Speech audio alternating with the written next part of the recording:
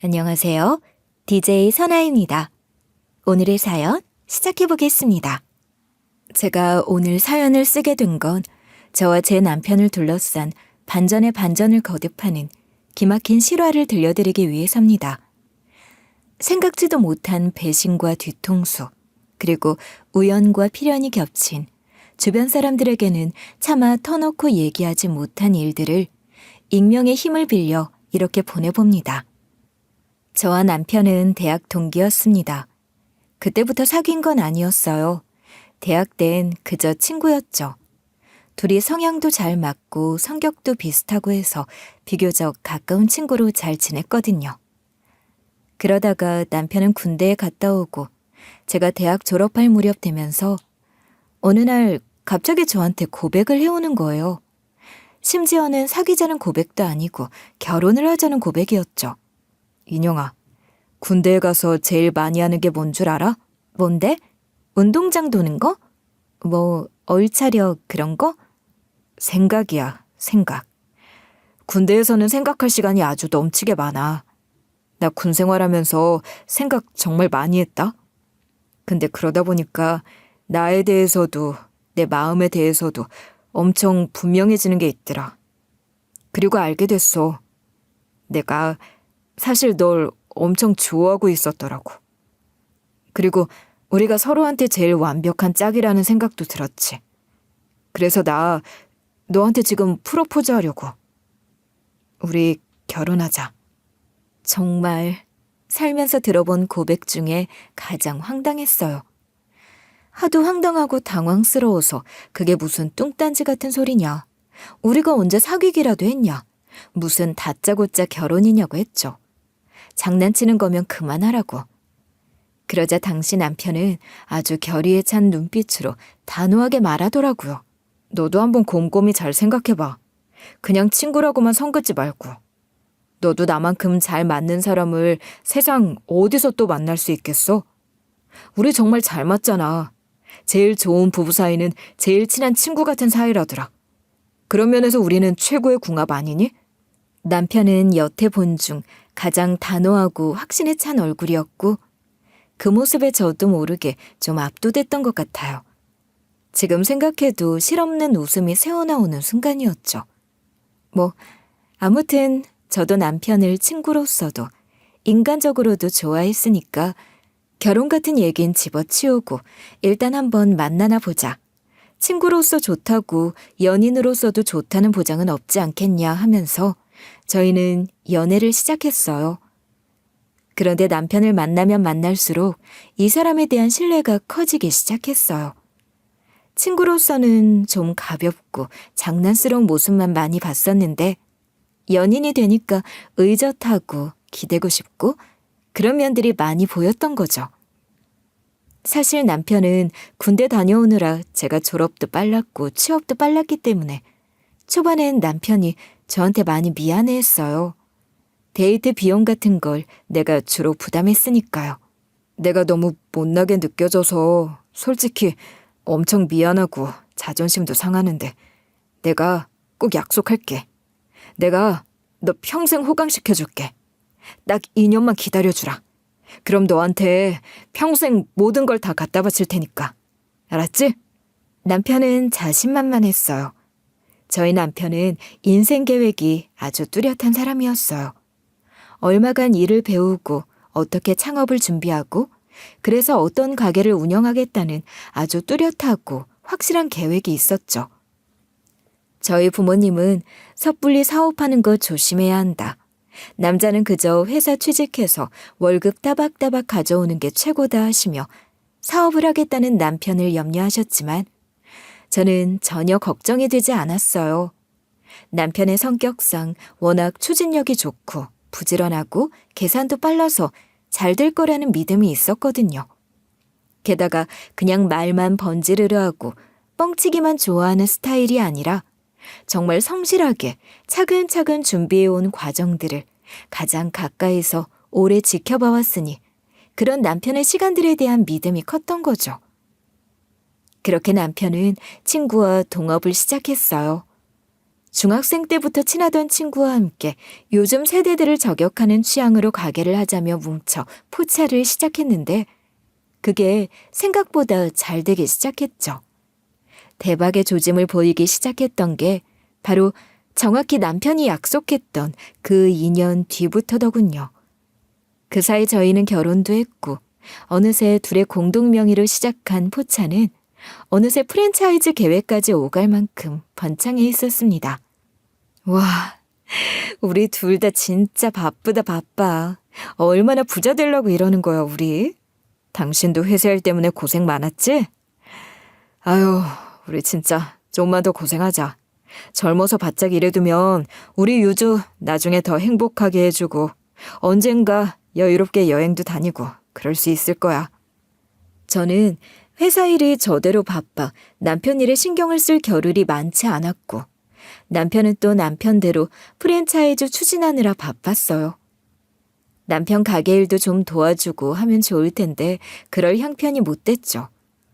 주중엔 워낙 일이 빡세고 또 주말엔 애 돌봐야 하고 했으니까요.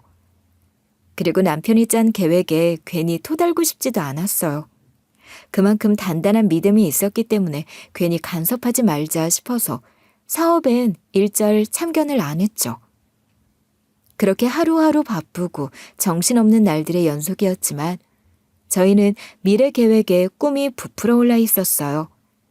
우리 딸 잘 기르고 우리 세 식구 오손도손 행복하게 잘 살려면 젊을 때 조금 고생스럽더라도 우리 열심히 살아보자 하며 함께 으쌰으쌰 힘을 냈죠. 남편과 제 사이는 무척이나 순조로웠지만 저희 사이에 유일한 걸림돌이 있다면 그건 바로 시누이였어요.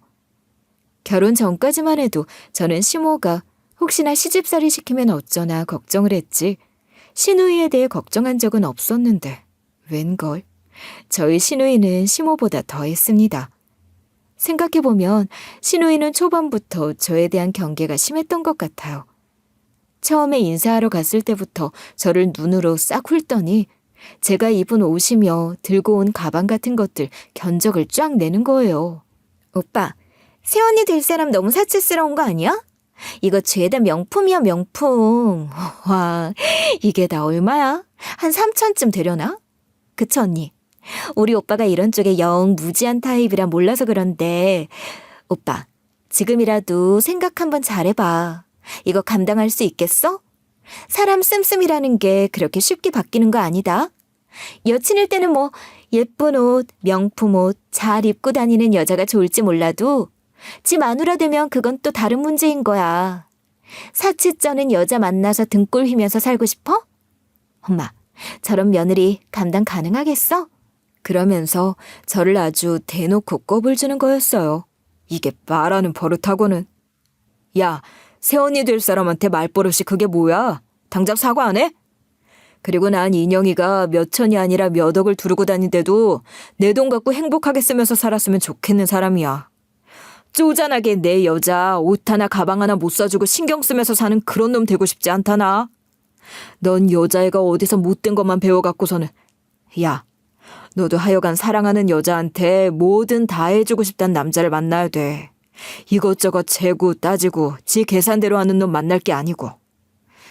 하기야, 너 같은 애한테 그런 놈이 나타나겠냐마는. 뭐? 오빠, 지금 말 다 했어? 오빠야말로 새언니 될 사람한테서 나 이러고 꼽죽이야?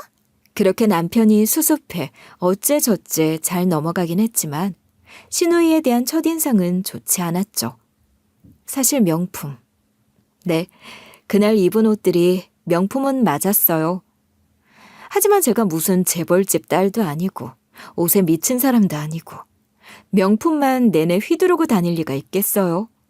그날은 시가 사람들을 처음 뵙는 자리였고 당연히 잘 보이고 싶고 하니까 제 딴에는 갖고 있는 것들 중에 제일 고급스럽고 단정한 옷들로 잘 맞춰 입고 간 거였죠.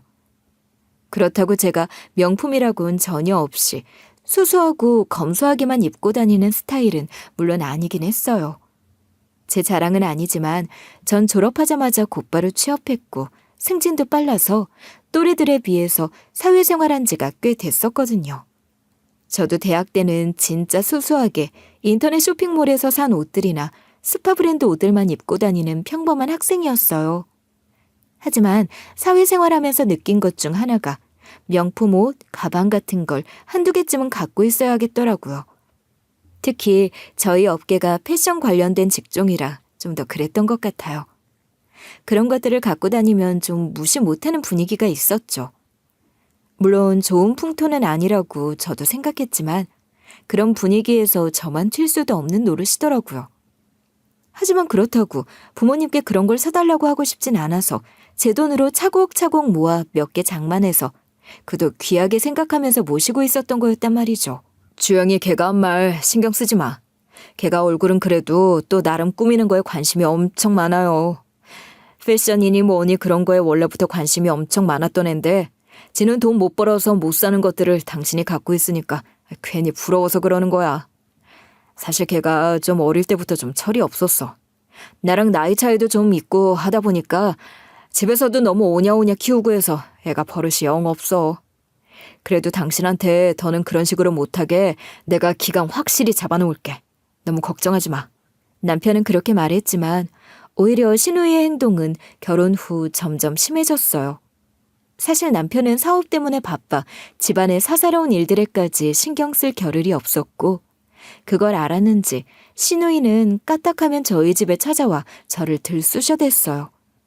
사실 신우이가 회사 몇 군데를 다니다가 죄다 한두 달 만에 다 때려치우고는 자기는 애초부터 패션 쪽으로 가려고 했는데 진로를 잘못 잡았었다. 아무래도 더 큰 물에서 놀아야 하는 사람이다. 더 큰 회사로 가야겠다 하며 버텨대는 통에 30 넘게 여직 백수였거든요. 그런데 아무래도 자기가 패션업계 취업하겠다면서 옷에 너무 신경을 못 써서 자꾸 면접에서 떨어지는 것 같다더라고요. 언니도 패션 쪽 일하니까 잘 알 거 아니에요. 그쪽 업계 사람들 딱 보면 어느 브랜드인지 얼마나 나가는 건지 쫙 견적 나오는 거. 근데 내가 뭐 제대로 된 명품이나 입기를 해요. 그러니까 딱 봐도 추리한 거 입고 가서 패션이 어쩌고 명품 브랜드가 어쩌고 해봐야 웃긴 거지. 그럴 게 아니라 언니 옷 좀 빌려 입고 가야겠다. 괜찮죠? 하루는 저희 딸 봐주겠다고 와 있더니 다짜고짜 저한테 허락도 안 구하고 제 옷장을 벌컥 여는 거예요. 세훈이랑 저랑 사이즈 비슷할 테니까 제가 좀 빌릴게요. 괜찮죠? 우와, 이거 지난번에 내가 DP 된 거 보고 사고 싶었던 건데 여기 있었네? 우와, 색깔 너무 예쁘다. 역시 명품은 다르긴 다르구나. 그러면서 말도 없이 옷을 막 입어보기 시작하는 거였죠. 딱 보니 저희 딸 봐준다 어쩐다 한 것도 다 핑계였고 애초에 제 옷 빌려가려고 온 거였더라고요. 솔직히 그때도 곧장 뭐 하는 짓이냐, 왜 허락도 안 구하고 남의 옷을 막 입어보냐, 화를 내고 싶었지만 싸움밖에 안 될 것 같아 한번 참았어요.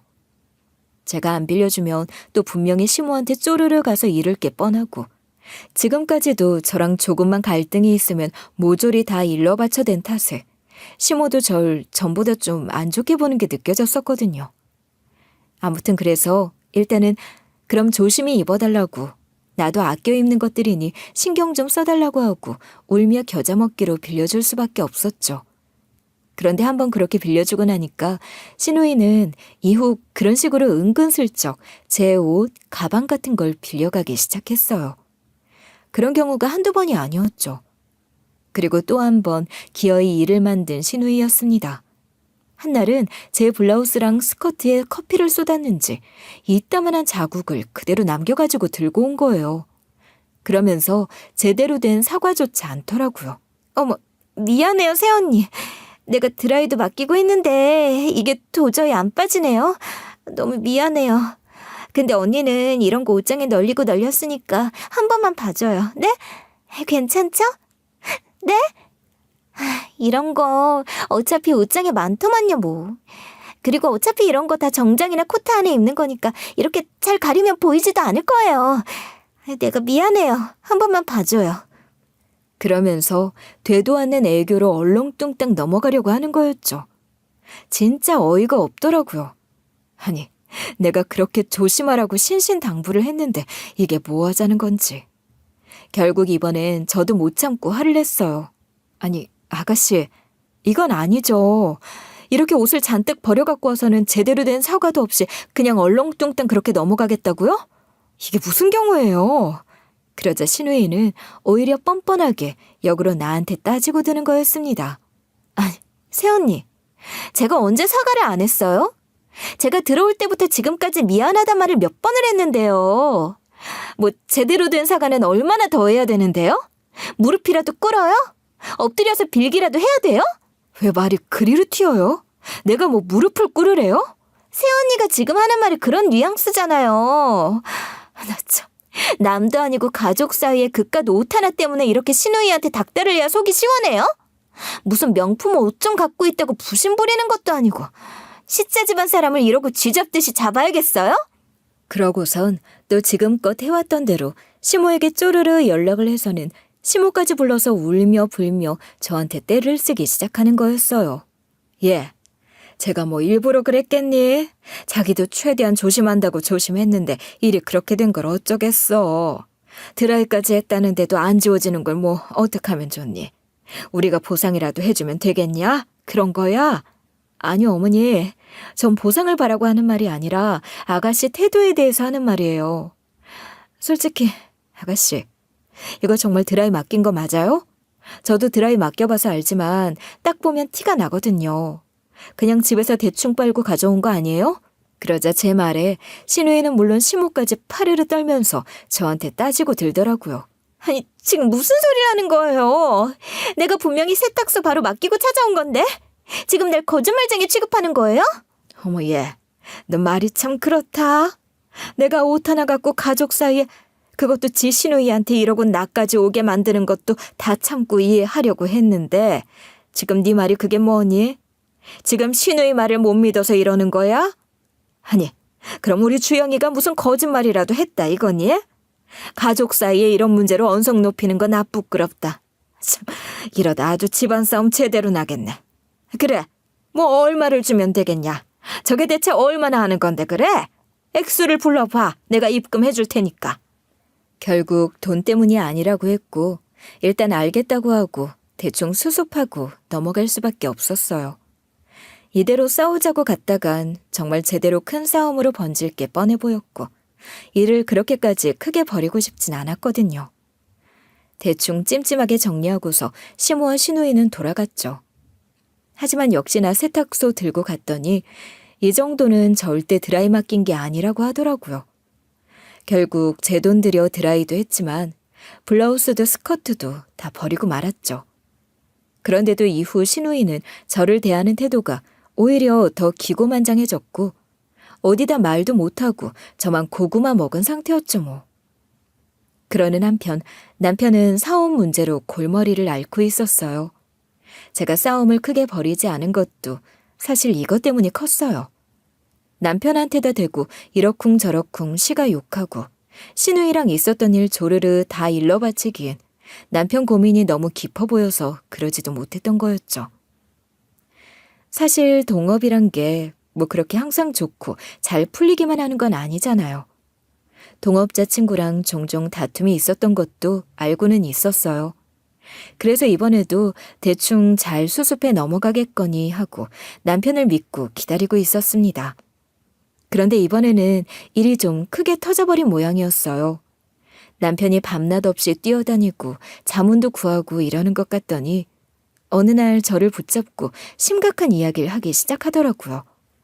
여보, 나 좀 망한 것 같아. 내가 이렇게 배신당할 줄은 몰랐는데 생각보다 일이 너무 커져버렸어. 지금 가게 전체가 나 모르는 사이에 병준이 그놈한테로 넘어갔어. 내 뒤에서 그런 짓을 꾸몄다는 걸 이제야 알아서 지금 나 완전 뒤통수 제대로 맞았어. 나 어떻게 해야 돼, 여보? 뭐? 아니, 병준 씨가? 그 인간이 그런 짓을 했단 말이야? 중학교 동창이고 어릴 때부터 쭉 같이 커온 친구가 형제처럼 생각하면서 서로 아버지 돌아가셨을 때도 상주처럼 자리 지킬 정도로 끈끈했던 사이에 설마 그런 배신을 할 거라고 생각이나 했겠냐고요. 남편은 생각지 못한 배신에 엄청난 충격에 휩싸이고 말았죠. 그때 남편이 아무리 충격을 받았어도 제가 그런 남편을 잘 달래고 그래도 방법이 있을 거라고 한번 찾아보자고 마음을 다잡게 했어야 했는데 지금 생각하면 후회와 죄책감만이 밀려듭니다.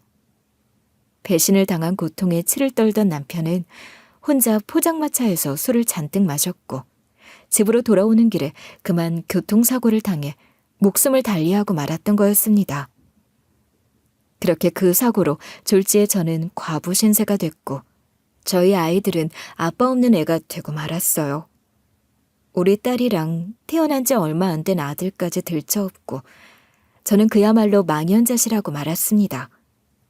그 창창하던 남편이, 인생 계획이 100세까지 다 돼 있던 우리 남편이 그렇게 허무하게 갈 거라고 누가 생각이나 했겠어요. 청천벽력 같은 소식에 저는 한동안 넋을 잃고 말았습니다.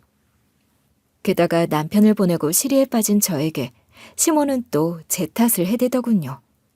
자기 아들 잃은 슬픔을 저한테 풀어댔죠. 네가 도대체가 얼마나 바가지를 긁어댔으면 애가 그렇게 밖으로 돌았겠냐, 어? 너 옛날부터 보니 돈 해대면서 지껏 챙기는 데는 아주 선수 아니었니? 지 옷 하나 배려왔다고 지 시누이고 시애미고 할 것 없이 그렇게 돈 타령을 해대면서 아깝다고 치를 떨던 게 큰돈 날린 거 알았으니 오죽했겠어. 우리 민호가 친구한테 사기당해서 돈 잃었다고 얼마나 뭐라고 했으면 애가 술을 다 퍼먹고 그렇게 됐겠냐, 어? 내 아들을 감싸주지는 못할 망정 어떻게 했으면 애가 집에도 못 들어오고 길에서 그런 참변을. 어머니, 정말 그러시는 거 아닙니다. 저 그 사람한테 돈 타령은커녕 어떻게 사업이 돌아가는지 한 번도 물은 적 없는 사람이에요. 배신 당했다는 말에도 돈 걱정한 적 없고요. 그 사람이 제일 믿던 가족 같은 친구한테 배신당한 상처 때문에 힘들어할까 봐 그것부터 걱정했었다고요. 근데 대체 어머님이 뭘 하신다고 이러세요? 어머님만 아들 잃고 슬픈 거 아니에요. 저도 제 남편을 하루아침에 잃은 사람이라고요. 근데 어떻게 저한테 이런 매정한 말을 하세요, 대체? 남편 잃은 것도 서럽고 시모가 그러는 것도 열불났지만 저는 더 이상 그것 때문에 마냥 슬퍼하고 주저앉아 있을 수가 없는 상황이 됐습니다. 글쎄 알고 보니 죽은 남편한테 빚까지 잔뜩 생겨 있었던 거였어요. 이 친구이자 동업자란 놈이 진짜 악질 중에 악질이었더라고요.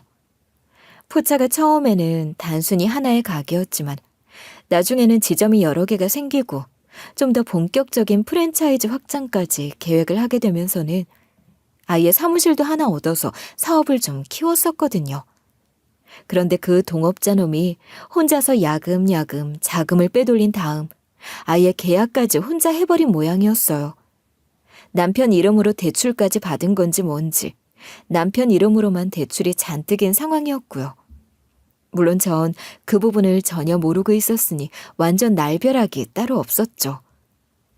저로서는 말 그대로 청천벽력이었지만 이 사태를 어떻게 수습해야 할지도 모르겠더라고요.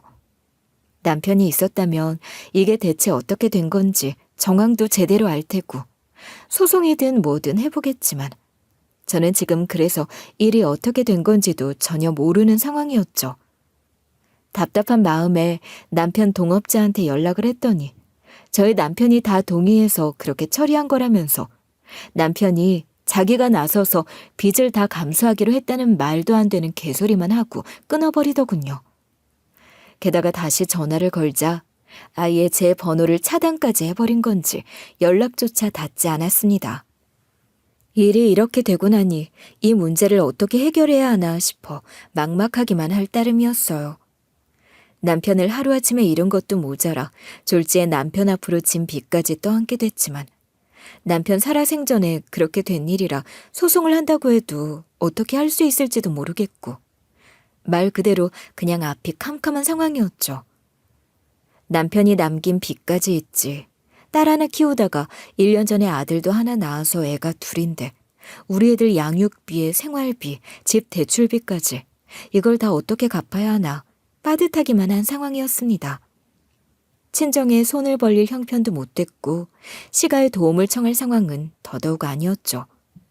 게다가 남편이랑 맞벌이 할 때 앞으로 일이 더 잘 될 거라고만 생각하고 좀 무리해 집도 장만한 상황이었다 보니 이대로 제 외벌이만으로는 도저히 감당이 안 될 것 같더라고요. 안 되겠다. 잠을 줄여서라도 투잡이라도 뛰어야겠다 싶어진 저는 일자리를 알아보다 퇴근 후 대리기사 일을 시작하게 됐습니다. 애는 친정에 맡기고 여성 전용 대리 일을 하게 됐죠. 투잡으로 제가 시간 내서 할 수 있을 만한 일 중엔 대리 일이 그래도 제일 수입이 좋았거든요. 게다가 여성 고객들만 상대로 하는 일이라 나름 자리도 꽤 있더라고요. 그러던 어느 날이었습니다. 여느 날과 같이 손님 한 분을 태우게 됐죠. 술 냄새는 아주 풀풀 진동을 하는데 정신은 말짱해 보이는 여자 손님이었어요. 그런데 그 손님을 보자마자 어딘가 묘하게 낯이 익은 얼굴인 것 같은 느낌이 들더라고요. 그 손님도 저를 보고는 흠칫하더니 긴가민가한 듯한 뉘앙스를 풍겼죠. 우리 혹시 어디서 본 적이 있지 않냐고 말을 걸어볼까도 싶었지만 이 일하면서 괜히 손님이랑 너무 사적인 대화 많이 나누고 깊이 엮이면 안 좋을 것 같아 따로 묻진 않았어요. 어디로 모시면 될까요, 손님? 제가 목적지를 묻자 손님은 곧바로 대답을 않더라고요. 내비게이션을 만지며 댁으로 모시면 될까요? 했더니 가만히 있던 손님은 이내 뭔가를 결심한 듯 대답했어요. 아니요, 이리로 가주세요. 그러면서 주소를 하나 부르는데 내비에 입력을 하면서 어라? 싶었어요. 그 손님이 부른 주소는 다름 아닌 우리 시가 주소였거든요. 시가 근처에 사는 사람인가? 그래서 오다 가다 봐서 낯이 익었던 거였나? 하면서 운전을 시작했죠. 차를 달리던 길, 손님이 저에게 묻더군요. 근데 젊은 여자분이 무슨 일로 대리기사를 하고 있는 거예요? 실례인 줄은 알지만 좀 궁금해서요. 무슨 사연인지. 사실 흔하진 않잖아요. 남편이 얼마 전에 세상을 떠났어요. 애 둘까지 제가 혼자 키워야 되는 상황이 됐는데 직장 일만으로는 여의치가 않더라고요. 밤에 투잡까지 해야 겨우 지탱이 가능할 것 같아서 시작하게 됐어요. 시작한 지는 얼마 안 됐어요. 아, 그러시구나.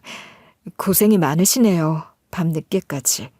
이후 손님은 더 이상 캐묻지 않았고 그렇게 말없이 차를 달려 목적지에 도착했을 때였어요.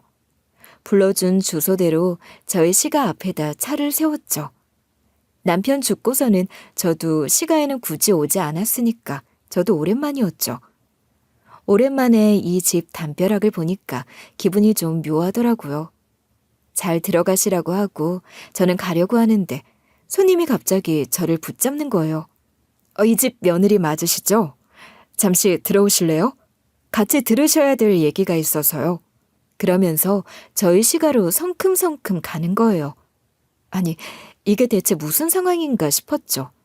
어쩐지 묘한 기운이 있다 했더니 이웃 사람은 아니었나? 시가에 무슨 볼일이 있어 그러나? 내가 이 집 며느리인 건 어떻게 알았지? 혹시 그걸 알고 날 데리러 부른 건가? 별별 생각이 다 들었지만 일단 의아함에 손님을 따라갔죠. 여자분은 시가 초인종을 눌렀습니다. 누구세요? 예, 이웃집인데요. 동네 쓰레기 문제로 말씀드릴 게 있어서 왔는데 잠깐 들어가서 얘기 나눌 수 있을까요? 손님의 말에 시모는 별 의심 없이 문을 열어주더군요. 열린 대문으로 손님과 저는 들어섰고 시모는 무슨 일 때문에 그러냐며 현관문을 열고 나왔어요. 그리고 집 안으로 들어서자마자 손님은 두리번거리더니 시누이를 맞닥뜨리곤 묻더군요. 혹시 당신이 황주영이에요? 그런데 왜 그러시죠? 시누이가 대답하자마자 손님은 곧바로 시누이 머리채를 쥐어잡기 시작했어요. 그래? 네 년이 그 년이구나. 너 잘 만났다 이년아. 그러면서 사정없이 손이며 발이며 시누이를 향해 휘두르기 시작했어요. 깜짝 놀란 시모는 화들짝 놀라며 여자를 말리기 시작했죠. 아니, 뭐하는 여자야? 당신 대체 뭔데 갑자기 찾아와서 내 딸한테 이러는 거야? 당신 이웃 아니지? 이웃? 그래, 당연히 개뻥이지. 나 당신 딸년이 만나고 있는 남자 와이프야. 당신 딸년이 내 남편 상간녀라고 상간녀. 딸간수 좀 제대로 해 이 여편네야. 시모도 저도 시누이마저도 입을 다물지 못하는 상황이었습니다. 생각지도 못한 정체였죠. 그러자 이내 여자분은 자기 가방에 있던 서류 봉투를 거칠게 꺼내더니 거실 바닥에 확 뿌리더라고요. 그리고 거기엔 신우이와 한 남자가 데이트하는 사진, 스킨십하는 사진 등 낯뜨거운 사진들이 수십 장이 찍혀 있었죠. 그런데 그 순간 저는 그만 너무나도 놀라운 얼굴을 그 사진 속에서 발견하고 말았습니다. 자세히 들여다보니 신우이가 바람을 피웠다는 그 남자가 바로 제 남편이랑 동업하던 그 동업자인 거예요. 그러니까 신우이가 내 남편 친구와 불륜 관계였다는 거죠. 저는 이내 손이 덜덜 떨려오기 시작했어요. 그 동업자 놈이 대체 어떤 놈인데요? 제 남편을 죽음에까지 이르게 한 놈인데 그런 놈이랑 신우이가 불륜 관계였다니 믿기지 않는 소식이었죠. 저는 여자분에게 조심스레 물었습니다. 혹시 그럼 그쪽이 서병준 씨 아내분이신 거예요? 네, 맞아요. 서병준 새끼 와이프. 어쩐지 낯이 익다 싶었죠? 저도 아까 보고 놀랐어요. 우리 스치듯 한번 본 적이 있었거든요. 아마 제대로 기억 못할 테지만. 그 상황을 모두 알고 보니 저도 참 기가 막히더군요. 아니, 내 남편 배신 때린 그놈이랑 신우이가 그렇고 그런 관계일 줄이야. 상상이나 했겠냐고요. 그리고 그 상황이 되니 여자분이 그러는 것도 이해가 갔죠. 제게 차분하게 답을 한 여자분은 이내 다시 돌변했고 신우의 머리털이 아주 다 뽑히도록 머리채를 잡고 질질 끌고 흔들어대다가 뺨까지 쳐대고 아주 난리도 그런 난리가 없었죠. 남편 놈에게 배신당하고 아주 눈이 제대로 돌아버린 사람한테 어떻게 당하겠어요. 신우이는 악악 소리만 질러댈 뿐이었고 속수무책이었죠. 시모와 제가 양쪽에서 잡고 말려대도 여자분은 멈출 기미가 보이지 않았어요. 신우이가 그렇게 당하고 있는 상황이 썩 불쾌한 건 아니었지만 그래도 저러다 무슨 일 나겠다 싶어서 결국 경찰을 부를 수밖에 없었어요. 근처 지구대에서 경찰들이 재빨리 출동했더라고요. 무슨 일로 호출하셨죠? 두 분 싸움 난 상황입니까? 아저씨 눈엔 지금 이게 싸움으로 보여요? 남은 혼자 삐딱대서 있는데 내 머리꼬라지 안 보여요? 이게 상간녀 주제에 어디서 입을 함부로 놀려? 경찰은 한숨을 푹 내쉬더군요. 그냥 그 상황만 딱 놓고 봐도 그림이 나오잖아요. 불륜녀랑 본처, 여자들 싸움, 각 나오는 상황이었죠. 무슨 다른 물건을 들고 폭행을 한 것도 아니고 머리채 잡고 쥐어뜯은 싸움 정도에 경찰들도 무슨 특별한 조치를 취하려는 느낌은 들지 않더군요. 시모도 이거 신고해서 저 여자 더 자극하면 안 되겠다 싶었는지 별일 아니다. 우리끼리 잘 화해하겠다라며 어떻게든 빨리 수습을 하려 했고 경찰은 훈계만 하고 돌아갔죠. 그렇게 경찰이 돌아간 후 좀 진정이 된 여자분으로부터 우리는 상세한 이야기를 듣게 됐어요. 알고 보니 신우이는 그 남자와 불륜관계가 된 지 꽤 됐더라고요. 두 사람도 인연 못 때리게 낯뜯어 말릴 상황이 아닐거려. 인연이 대체 무슨 짓을 한 줄 아세요? 제 남편 놈, 그 새끼가 2년더러 지금 와이프랑 이혼하고 너랑 결혼할 테니 가게 독차지 좀 하게 도와달라고 했답니다. 그러니까 그쪽 아들, 당신 남편 배신 때려서 가게 뺏고 대출 받아서 덤터기 씌우고 죽게 만든 그게 다 인연 짓이었다고요. 인연이랑 내 남편 새끼가 짜고 친 사기극이었다고요.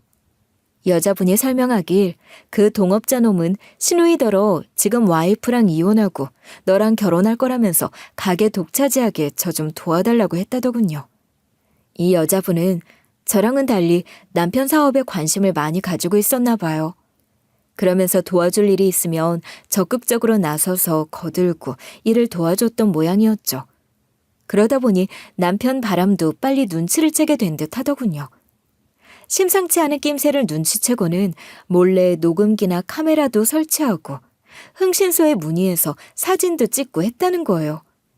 그런데 남편의 바람을 잡으려고 시작한 조사가 생각보다 큰 판이 됐고 단순히 뒤에서 놀아나며 바람을 피우는 걸로도 모자라 한 사람, 한 가족의 인생을 완전히 수렁에 빠뜨리는 파렴치한 짓까지 하고 있다는 사실을 알게 됐던 거였어요.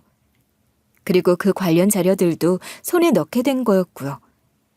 가게에서 일하던 남직원 하나도 매수해서는 제 남편을 배신하는 데 가담하게 했다고 하더군요.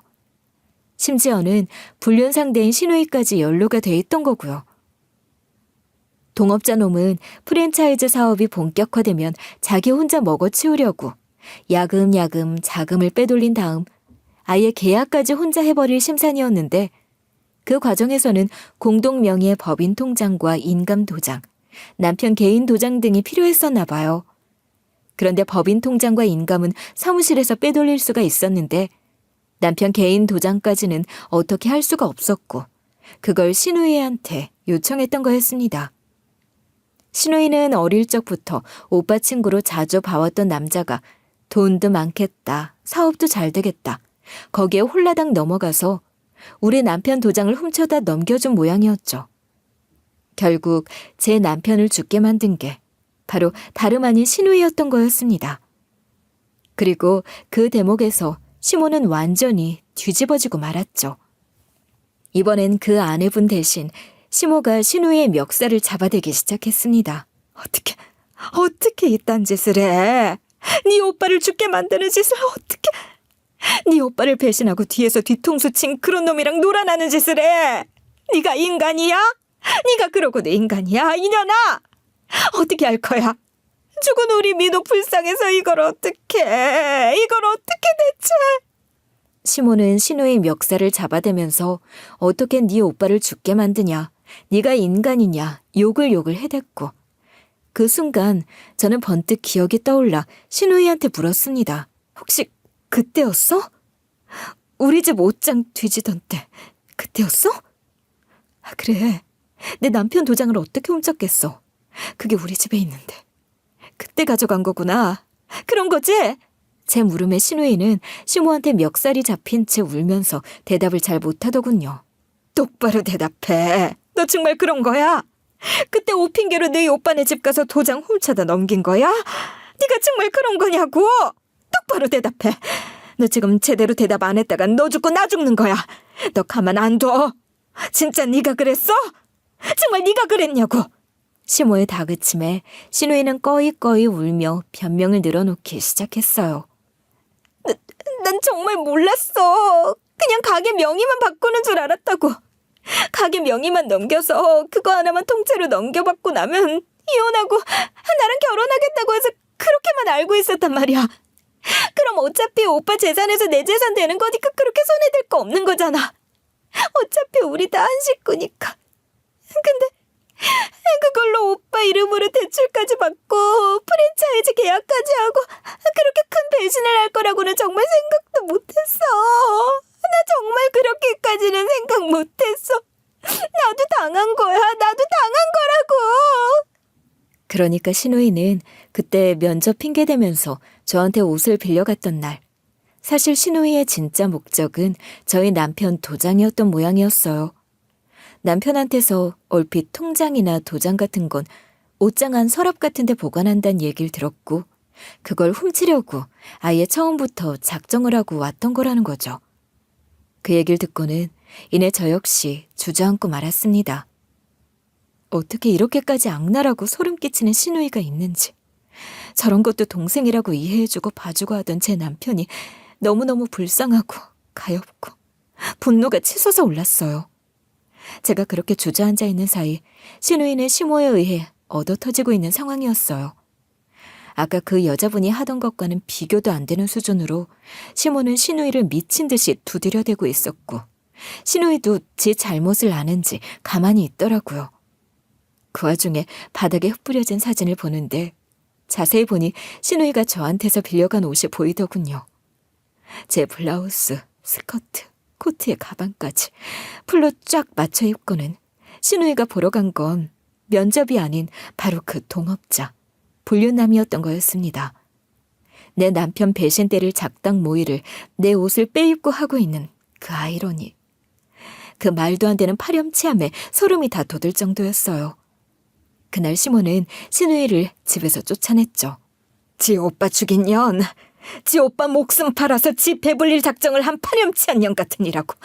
난 이제 너 더 이상 딸로 생각 안 한다. 넌 내 딸 아니야. 당장 내 앞에서 나가. 이 못돼 처먹은 년.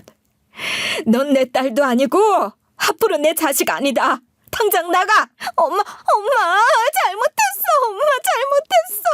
내가 잘못했어! 나도 일이 그렇게 될 줄 몰랐어. 정말이야. 오빠가 그렇게 될 줄 알았으면 절대 그렇게까진 안 했을 거야. 정말이야. 시몬은 신우이를 맨몸으로 쫓아냈고 신우이는 문을 쾅쾅 두드리며 울어댔지만 시몬은 꿈쩍도 않더군요. 그렇게 혼란의 밤을 보낸 며칠 뒤 상황이 좀 정리된 후 저는 여자분에게 물었습니다. 혹시 내가 대리일 하는 걸 알고 온 거냐고, 이렇게 계획하고 찾아온 거였냐고. 그랬더니 여자분이 답하더군요. 대리기사와 손님으로 만난 건 정말 우연이었어요. 이 일들을 어떻게 처리하면 좋을지, 그쪽한텐 또 어떻게 전달해야 할지 저도 너무 골치가 아팠어요. 난 그냥 내 남편 불륜 밝히려고 시작한 일이었을 뿐인데 생각지도 못하게 일이 너무 눈덩이처럼 커져 있더라고요. 배신에, 암투에, 심지어 민호 씨가 그렇게 되기까지 했으니 이걸 대체 어떻게 전하면 좋을지, 어떻게 폭로해야 할지, 누구한테 먼저 얘기를 해야 할지 감이 안 잡히더라고요. 그래서 몇 날 며칠을 다짐만 하다 미루고 그러고 있었어요. 그러다 술을 한잔 했는데 생각지도 못하게 그날 인영 씨를 차 안에서 만나게 된 거예요. 근데 그렇게 갑작스럽게 맞닥뜨리고 나니까 오늘이 날인가 보다 싶더라고요. 인영 씨한테 먼저 알려주고 그녀 머리채를 잡아야 할지, 아님 그 집에 가서 폭로를 해주고 나중에 말을 해줘야 할지, 어떤 게 맞을지 고민만 하고 있었는데 그래, 잘 됐다 싶었던 거예요. 한 번에 다 처리할 수 있겠구나. 용기도 없던 차에 술의 힘도 빌렸겠다.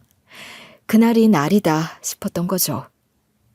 사실 내가 몇 번이고 다짐만 했어서 증거 사진들이며 이것저것 계속 가방에 신주단지 모시듯이 들고 다녔었거든요. 이후 그 여자분은 본인 남편에게 이혼 소송을, 신우이에게는 상간녀 소송을 걸었어요. 그리고 저는 그분의 도움을 받아 저희 남편의 지분을 되찾을 수 있었죠.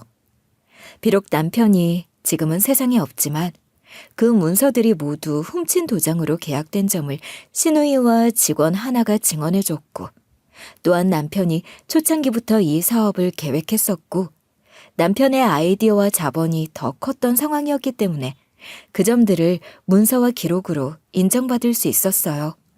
사실 신우이가 증언을 해줄지 여부는 저도 확신이 서지 않던 상황이었어요.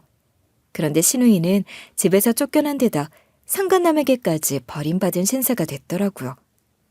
그래도 가족이니 시모에게 어떻게든 빌붙어 보려고 했지만 시모는 네 오빠는 너 때문에 죽었는데 조금이라도 양심이란 게 남아있다면 네가 한 짓, 네가 아는 것 다 실토하라고 얘기를 한 거죠.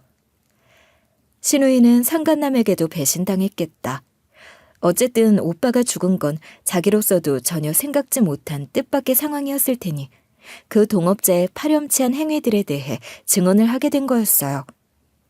상간남 놈이 본인을 꼬드겨서 오빠 자료들을 다 빼오게 했다며 메신저 대화 내용이나 통화 기록 등을 증거로 제출하고 증언을 적극적으로 한 거죠. 아마 신우이는 그걸로 시모한테 용서받을 수 있을 거란 희망을 좀 가진 모양인데 시모는 그건 마땅히 당연히 해야 될 일이고 그걸로 용서할 수는 없다고 선을 정확히 그었죠. 여자분의 변호사는 제게 사망한 당사자의 배우자로서 저 역시 억울하게 빚을 대신 갚은 데 대해 고소를 할 수 있다고 하더라고요. 소송은 오래 걸렸고 그 과정이 참 길고 지난했지만 여자분은 남편으로부터 재산 분할을 받아냈고 저도 마침내 남편의 지분을 인정받게 됐어요. 또한 피해 보상까지 받아낼 수 있었죠. 신우이는 저더러 그래도 자기가 증언을 잘해서 일이 잘 마무리됐지 않느냐며 부탁을 하고 나서더군요. 새언니, 내가 정말 면목 없고 언니한테도 너무너무 미안한데요. 내가 도저히 지금 갈 길이 없어서 그래요. 언니가 제발 우리 엄마 좀 설득해주면 안 돼요? 엄마가 아예 내 얼굴은 보려고도 하질 않고 있는 상황이에요. 나 지금 진짜 답이 없어요. 그 남자 새끼한테도 버림받았고요. 그 와이프 있죠? 그 여자도 저희 직장까지 찾아왔었어요. 그래서 저 지금 상간녀란 소문 쫙 퍼져서 미칠 지경이에요. 근데 이 상황에 엄마한테까지 버림받으면 저 진짜 갈 데가 없어요. 세연이한텐 정말 미안해요. 제가 그동안 했던 말들. 오빠 배신하고 그렇게 만든 거 다 두고두고 평생 갚을게요. 근데 제가 죗값 치르고 갚는다고 해도 일단 뭐라도 있는 상황이어야 갚고 빌고 할 거 아니에요. 근데 지금은 저 방 한 칸도 없는 신세예요. 저 대신 언니가 엄마 설득 좀 해주세요. 부탁드릴게요. 신우이는 자기 대신 시모를 좀 설득해달라고 빌어댔지만 제가 그런 짓을 왜 하겠어요. 양심도 없는 인간이 여기가 어디라고 찾아와서는 그따위로 뻔뻔하게 구냐고. 오빠 이름 감히 입에 올리지도 말라고 하며 단숨에 쫓아냈죠. 그렇게 신우이는 어디에도 발 못 붙이고 낙동강 오리알 된 신세가 됐고요. 한편 일이 어느 정도 정리되자 시모는 저한테 사과를 해왔어요. 예, 그동안 내가 너한테 참 모질게 대해 미안하다. 아무리 딸이라고 해도 말도 안 되는 허튼 소리를 할 때는 따끔하게 혼을 냈어야 했는데 내가 내 딸을 그렇게 키운 탓이다. 그게 결국 나한테 한으로 돌아오는구나. 그게 내 아들 목숨을 앗아갈 일이 될 줄 내가 어떻게 알았겠니? 네 탓하며 몹쓸 말했던 것들 사과하마. 순간 눈이 돌아 그랬다.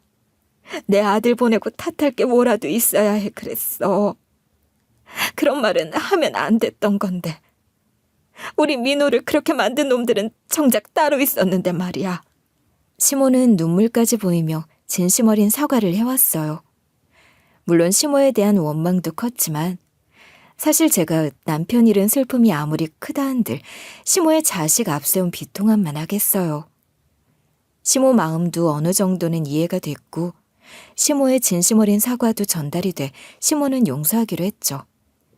시모는 신우이 절대 받아줄 생각 없고 밥을 빌어먹고 다니든 언놈이랑 결혼을 하든 남처럼 생각할 거라고 하더라고요. 제 남편을 배신한 쓰레기 같은 동업자 놈은 제 남편 사지로 몰아넣었던 걸 그대로 다시 돌려받아 자기가 꼭 그 상황이 됐고 여자분과 저는 지분을 팔아 가게를 처분하기로 합의를 봤어요. 저희 둘 모두에게 좋지 않은 기억이라 다른 사람에게 팔아 아예 명의를 넘겼죠. 여자분은 그 돈으로 자기 일 시작할 거라고 하더라고요. 저는 대리운전 일은 그만두고 직장 계속 다니며 살고 있습니다. 소송이 잘 풀려 돈도 좀 생겼고 남편 보험금도 있어 애들 클 때까지는 어떻게 해볼 수 있을 것 같더라고요. 배신과 배신과 배신. 참 물밀듯 이어진 뒤통수의 폭격에 정신을 못 차리던 시절이 지나 이제는 어느 정도 안정을 찾게 됐네요. 너무 힘든 시절을 보냈고 여전히 전 남편이 많이 그립습니다. 믿었던 친구에게 또 여동생에게 뒤통수를 맞고 불쌍하게 가버린 우리 남편. 아무리 울어도 남편은 더 이상 제 곁에 없지만 남편이 남겨주고 간 우리 두 아이들을 보며 그래도 힘을 내보려 합니다. 그래도 저는 꿋꿋이 살아가야 할 엄마니까요. 그럼 지금까지 들어주신 분들께 감사를 전하며 모두의 건투를 빕니다.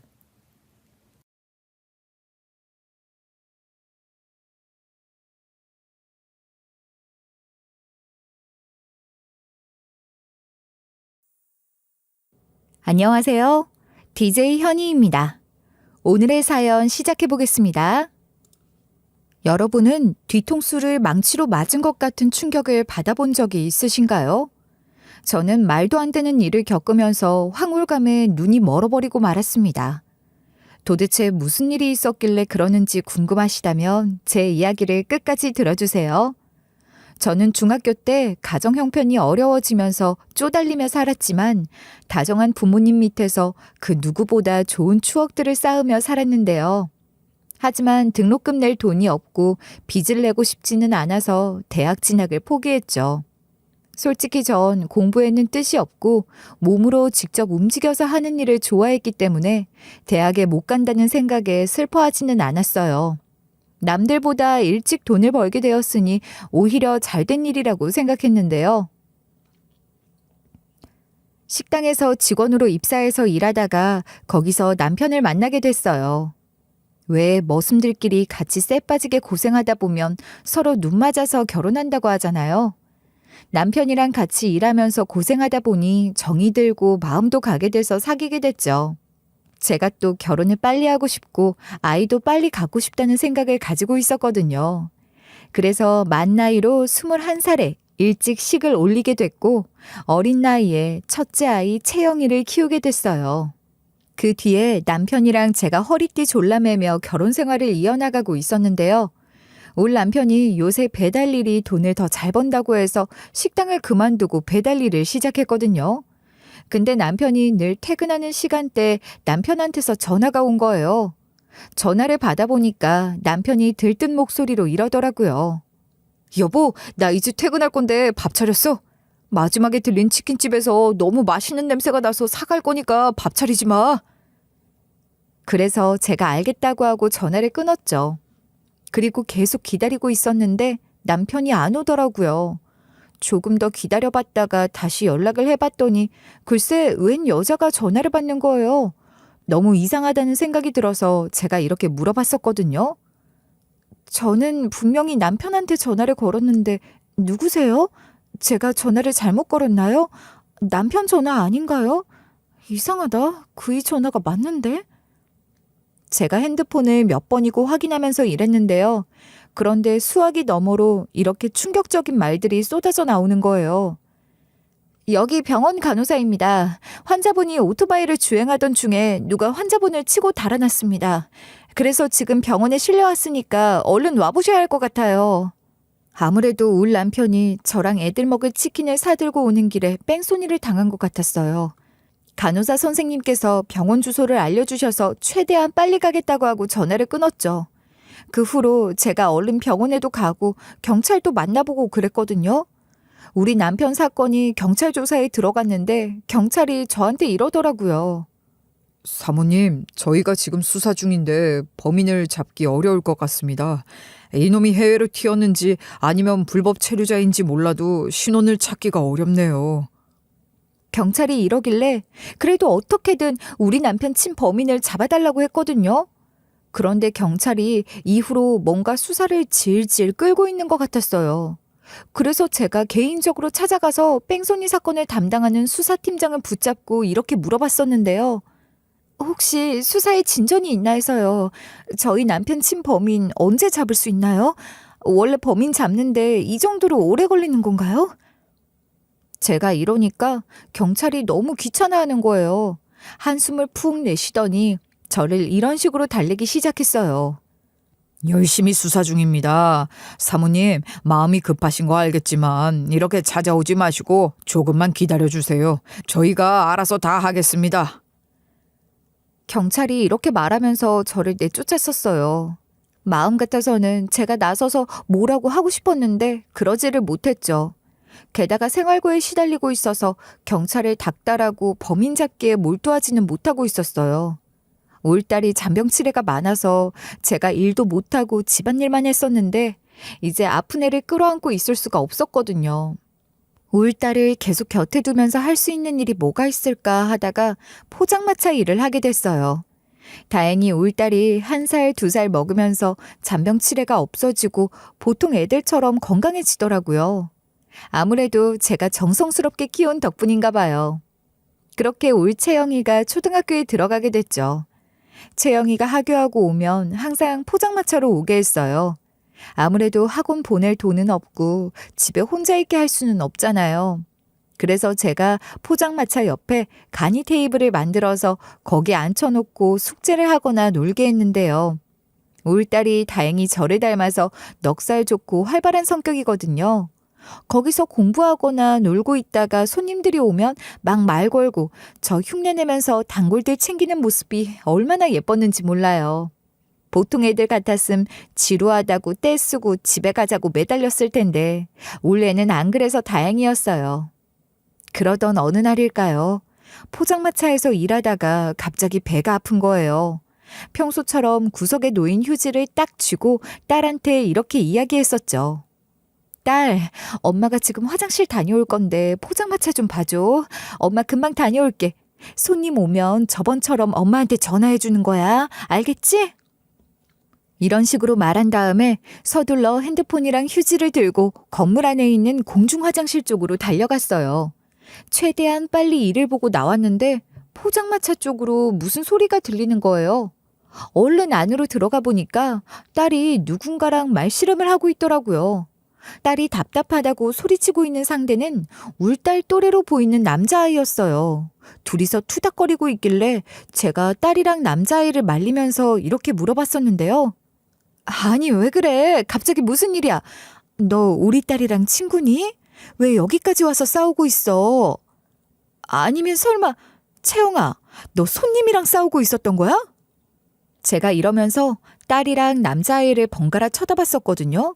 그러니까 남자아이가 엄청 억울해하면서 이러는 거예요. 아니, 요즘 카드가 안 되는 곳이 어디 있다고 카드가 안 돼요? 저 카드밖에 없는데 자꾸 현금으로 달라고 하잖아요. 남자애가 이러니까 울딸이 발을 구르면서 엄청 답답해했어요. 딸이 남자아이 앞에서 대놓고 이렇게 짜증을 내더라고요. 포장마차에서 카드 주는 사람 처음 봤어. 포장마차 처음 와봐? 엄마한테 가서 현금 달라고 해. 딸이 이러면서 남자아이 보고 엄마 어디 갔냐고 물어보는 거예요. 그래서 제가 딸한테 그러지 말라고 하고 남자애한테 부드럽게 말했죠. 우리가 카드 단말기가 없어서 그런데 계좌로 송금해줘도 돼. 아줌마 계좌번호 여기 적혀 있거든? 여기로 보내줄래? 제가 이러면서 계좌번호가 적힌 종이를 내밀었는데요. 그러니까 남자애가 도리지를 치면서 이러는 거예요. 그거 어떻게 하는 건데요? 계좌번호로 돈 보내본 적 없어요. 그냥 카드로 계산하면 안 돼요? 제가 다음부턴 현금 드릴게요. 꼬맹이가 이러는데 얼마 하지도 않는 거 꾸역꾸역 달라고 하기도 좀 그렇더라고요. 그래서 제가 남자애한테 꼬부리 오뎅 하나를 쥐어주면서 이랬어요. 아휴, 그럼 됐다. 오늘은 아줌마가 그냥 줄 테니까 다음에는 현금 가지고 와. 알겠지? 그러니까 꼬맹이가 감사하다고 말하면서 오뎅을 맛있게 먹는 거예요. 오뎅을 먹으면서 울딸한테 어디 학교 다니냐, 몇 반이냐고 물어보면서 둘이 도란도란 이야기를 잘 나누더라고요. 그 뒤로도 꼬맹이가 오뎅을 먹으러 자주 왔는데 매번 현금을 들고 와서 기특했어요. 남자애가 올 때마다 쭉 지켜봤는데 울딸도 사교적인 편인데 남자애도 상당히 수다스러운 거예요. 그래서 그런지 울딸이랑 남자애가 급속도로 친해졌어요. 요새 애들은 방과 후에 놀이터나 친구 집에서 안 놀고 무조건 학원을 가잖아요. 학원에 안 가는 애들은 자연스럽게 멀어질 정도로 안 다니는 애들이 없었어요. 이런 이유로 전 남자애가 자주 와서 울딸이랑 친하게 지내는 게 좋았죠. 남자애가 올 때마다 저도 반갑게 인사해주고 이것저것 묻고 그랬거든요. 근데 남자애가 울딸이랑 동갑이더라고요. 어쩐지 울딸이랑 말이 잘 통했어요. 그래서 그날 오뎅 안 먹어도 되니까 울딸이랑 놀러 자주 오라고 했는데요. 그러다 남자애가 와서 오뎅 먹으며 울딸이랑 놀고 있을 때였어요. 그때 헛기침하는 소리가 들려서 일하다가 뒤를 돌아보니까 시부인 거예요. 오늘 날씨도 좋고 손님들도 꽤 있어서 기분이 좋았는데 시부를 본 순간 기분이 확 상했어요. 그래서 바로 정색을 하면서 이렇게 소리를 빽 지르고 말았죠. 아버님, 제가 여기 장사하는 거 알려드린 적이 없는데 여긴 어떻게 알고 오신 거예요? 장사 방해되니까 당장 나가세요. 제가 왜 이렇게까지 시부를 경멸했냐고요? 남편의 아버지라는 작자는 정말 인간 같지도 않은 혐오스러운 종자였거든요. 매번 사고를 쳤는데 그게 전부 다 감당이 불가능한 사고였어요. 옛날에 아직 우리 그이가 살아있을 적에 모처럼 쉬고 있는 주말에 시부가 우리 집으로 찾아와서 무슨 일인가 했거든요. 근데 시부가 저희를 보자마자 이런 식으로 당당하게 요구하는 거예요. 카드놀이를 하다가 빚이 생겼으니까 돈 좀 주라. 내가 니들 돈 있는 거 알고 온 거니까 좋은 말 할 때 내놔. 안 그러면 니들만 손해다. 시부가 이러셔서 저나 남편이나 화가 나서 얼굴이 시뻘개지더라고요. 그리고 남편이 아버님께 이런 식으로 열변을 토하기도 했었는데요. 아버지, 여기까지 오셔서 이러시면 어떡해요? 저희 돈 없어요. 계속 이러시면 저희도 더 이상 아버지 존중 못 해드리니까 그만 좀 하세요. 남편이 이러니까 아버님이 집안에 있는 물건을 죄다 집어던지시더라고요. 전 그동안 시부가 정말 말을 기분 나쁘게 하고 툴툴댔어도 집안 어르신이니까 참았거든요. 그전에도 돈 문제로 우리 남편을 들들 볶는 것도 알고 있었어요. 그거 다 알고도 참고 있었는데 이제는 물건까지 집어던지니까 뚜껑이 열리는 거예요. 이젠 선을 아예 넘으셨으니까 저도 이렇게 길길이 날뛰기 시작했어요. 아버님, 지금 뭐 하는 짓이세요? 당장 나가세요. 세상에 무슨 이런 시애비가 다 있어? 내가 시부라고 당하고만 있을 것 같아? 나도 이제 이 판 사판이야! 이런 식으로 난리를 치면서 제가 일부러 시부 겁먹게 하려고 정상이 아닌 사람처럼 굴고 접시도 깨고 그랬어요. 그러자 시부가 날카로운 접시 파편을 보고 겁먹었는지 이러시더라고요. 뭐 이런 미친년이 다 있냐? 며느리라는 년이 정신이 나갔는지 시부한테 이런 식으로 소리 지르고 아주 발광을 하는구나. 시부가 이렇게 말한 다음에 사라졌었는데요. 그렇게 시부를 내쫓고 우리는 시아버지에게 말도 하지 않고 이사를 갔어요. 그 후로 다행히 시부랑 연락이 끊겨서 우리 집안엔 시아버지라는 존재 자체가 아예 없다고 생각해왔죠. 그러다가 남편이 뺑소니 사고로 저 세상을 가게 된 거예요. 그래도 울 남편 아버지니까 남편 부고 소식을 알리고 장례식장 위치도 알려줬어요. 근데 시부가 술 냄새를 풍기며 장례식장에 왔고 술 냄새 풍기는 것도 마음에 안 들어 죽겠는데 장례식장에 오자마자 이런 개소리를 짓거리는 거예요. 지성이가 배달일 하다가 죽었다며? 일하다가 뒤졌으면 산재 받은 거 없냐? 그 돈 너 혼자 먹을 건 아니지? 다른 사람도 아니고 애비랑 나눌 생각을 해야지. 얼마 받았냐? 시부가 이러면서 뻔뻔하게 제게 돈을 달라고 손을 내미는 거예요. 제가 이 말을 듣고 너무 열이 받아서 이렇게 소리를 질렀어요. 우리 남편이 일하다가 사고가 난 게 아니고요. 퇴근하고 집에 들어오는 길에 난 거라서 산재 보상을 받을 수가 없대요. 만약에 어떻게 해서든 받을 수 있다고 해도 아버님은 이러고 싶으세요? 남도 아니고 자식이 세상을 떠났는데 산재 보상 이야기를 꺼내고 싶냐고요. 자식 장례식장에서 돈 달라고 하는 부모가 세상에 어디 있어요? 어떤 돈이 들어오든 간에 아버님한테 줄 생각 없으니까 가세요. 이런 식으로 삿대질까지 해가며 뭐라 했어요. 그때 사람들이 다 쳐다보고 수군거리고 있었거든요. 취한 시부가 저한테 손에 잡히는 대로 물건을 집어던지다가 남편 친구들한테 끌려가고 그랬어요. 그 당시 생각만 하면 손이 부들부들 떨리고 열불이 났죠. 그런데 이번에도 시부가 제 포장마차를 찾아왔길래 도대체 여긴 어떻게 알고 왔냐고 물어봤거든요. 그러니까 시부가 얼굴에 철판을 깔았는지 저한테 이러는 거예요. 포장마차 위치는 안 사람한테 들었다. 안 사람이 종종 일손 도와주러 가는 걸 보니 장사가 좀 되는 거 아니야? 그러니까 돈 좀 줘라. 어머님이랑은 아직 연락하고 있는데 결혼 기간 내내 아버님이 막말을 퍼붓고 장례식장에서 그러신 걸 정말 미안해 하셨어요. 이런 이유로 어머님이 종종 와서 일손도 돕고 우리 딸도 봐주시고 그랬거든요. 어머님이 그런 시부랑 같이 살고 있는 이유가 있었어요. 정말 마음 여리고 수동적이신 분이라서 시부를 엄청 무서워하시거든요. 제가 아무리 이혼하라고 해도 어머님이 항상 이러셨어요. 바깥 양반한테 이혼 이야기 꺼내면 그 사람이 어떻게 돌변해버릴 것 같아서 무서워. 이미 나이도 먹을 대로 다 먹어서 그냥 살 거니까 걱정하지 말아라. 전 그런 시부가 걱정돼서 더 자주 연락드리고 그랬어요. 그런데 시부가 돈이 필요해지니까 시모한테 겁을 줘서 포장마차가 어디 있는지 물어봤나 봐요. 시부가 양심도 없는지 이렇게 말하면서 밀어붙이더라고요. 안 사람한테 들어서 다 알고 왔으니까 돈 줘라. 내가 돈이 궁해서 그래. 요즘 네가 자리 잡아서 버는 돈이 좀 있다며? 돈통이 어디 있어? 시부가 이러시면서 제가 있는 곳까지 들어오려는 거예요. 제가 그런 시부를 막 밀어내면서 돈 없으니까 가시라고 고함을 질렀어요. 시부가 저를 보고 비웃더니 이런 말에 씨부리는 거예요. 그때처럼 깰 접시도 없으니 어쩌냐. 그땐 당황해서 물러섰는데 나도 이제 물러설 곳 없어. 돈 받을 때까지 안 갈 테니까 있는 돈 전부 내놔. 시부가 이러면서 계속 밀고 들어오려고 했죠.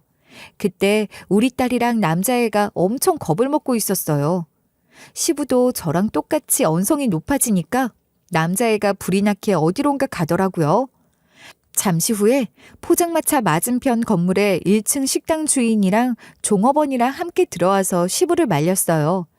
그러니까 시부가 처음에는 이렇게 소리를 지르는 거예요. 니들은 뭐야? 이거 안 놔? 니들이랑 상관없는 일이잖아. 니들은 누군데? 얘가 내 며느리라니까. 내가 이것 시애비 되는 사람이라고? 이런 식으로 호통을 쳐봤지만 곧 등치 좋은 식당 주인 아저씨의 노려보는 눈빛에 쪼는 거예요. 그래서 시부가 괜히 이런 식으로 허세를 부리더라고요. 내가 지금은 그냥 갈 테니까 다음에 올 때는 제대로 돈 준비해놔. 오늘은 네가 푼 돈밖에 없는 것 같으니까 그냥 간다. 시부가 이러고 도망을 가서 제가 1층 식당 주인이랑 종업원한테 도와주셔서 감사드린다고 했어요. 그러니까 옆에서 꼬맹이가 이러는 거예요.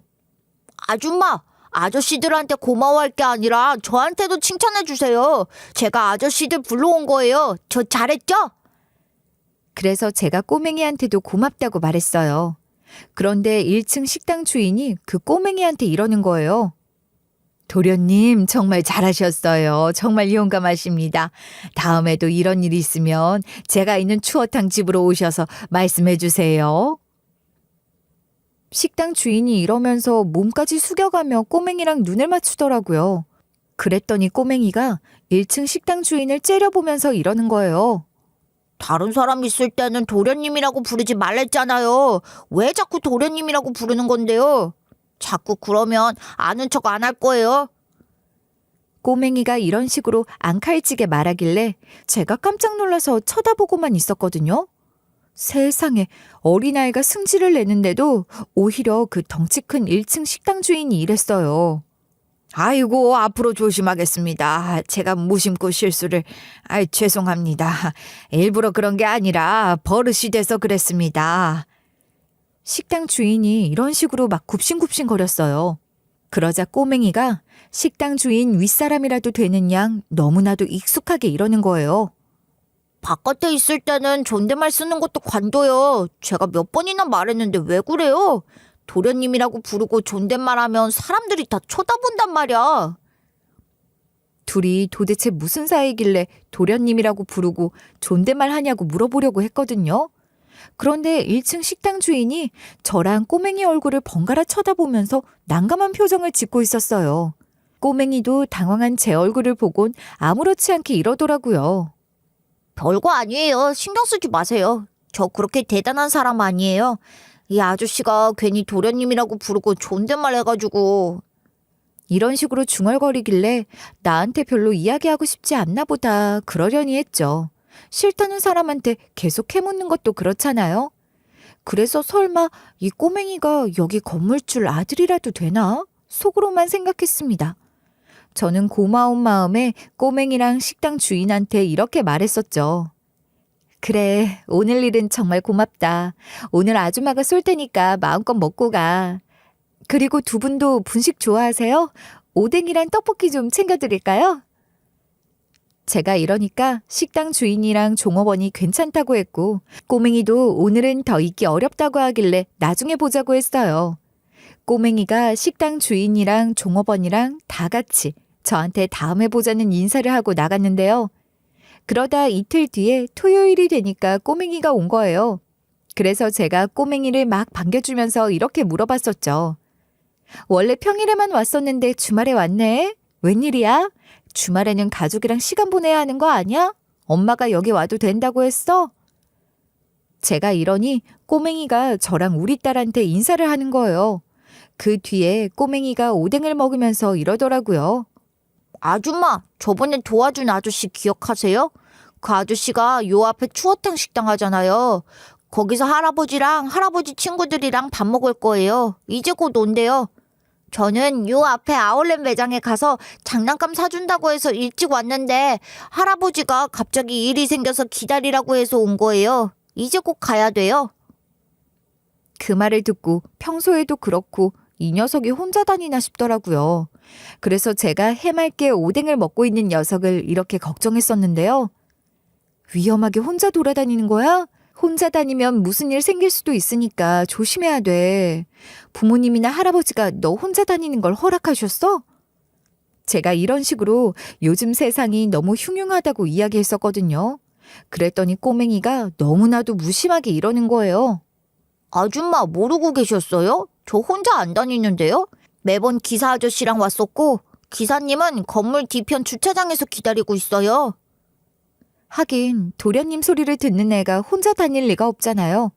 궁금한 마음에 꼬맹이한테 이런 식으로 물어봤었죠. 기사 아저씨도 따로 있는 거 보니까 너네 아버지나 할아버지가 대단한 분이신가 보다. 부모님이랑 할아버지께서 무슨 일을 하시길래 그래? 제가 이런 질문을 하면서 도련님이라고 불리는 꼬맹이의 정체가 과연 뭘까 싶었거든요. 그런데 꼬맹이가 어깨를 으쓱거리면서 이러는 거예요. 대단한 사람인지는 모르겠고 할아버지 보고 사람들이 회장님이라고 하더라고요. 전 어려서 할아버지가 하는 일이 정확히 뭔지는 모르겠어요. 저번에 엄마가 알려줬는데 까먹었거든요. 하긴 초등학생이 어른들이 하는 일을 정확히 아는 경우가 없으니까 그냥 그렇구나 하고 넘겼죠. 꼬맹이가 꼬부리 오뎅 하나를 단숨에 해치우고 2개째 오뎅을 들었을 때 내가 좀 이따 추어탕 먹을 건데 오뎅 먹어도 되냐고 물어봤어요. 꼬맹이가 그때 오뎅을 오물거리면서 이러더라고요. 추어탕 별로 먹고 싶지도 않아요. 추어탕 너무 맛없는데 할아버지는 왜 자꾸 추어탕을 먹이는지 모르겠어요. 오뎅이 훨씬 맛있어서 그냥 먹고 가려고요. 그러면서 꼬맹이가 오뎅을 4개째 해치우는데 그날따라 꼬맹이가 자꾸 제 목 쪽을 쳐다봤어요.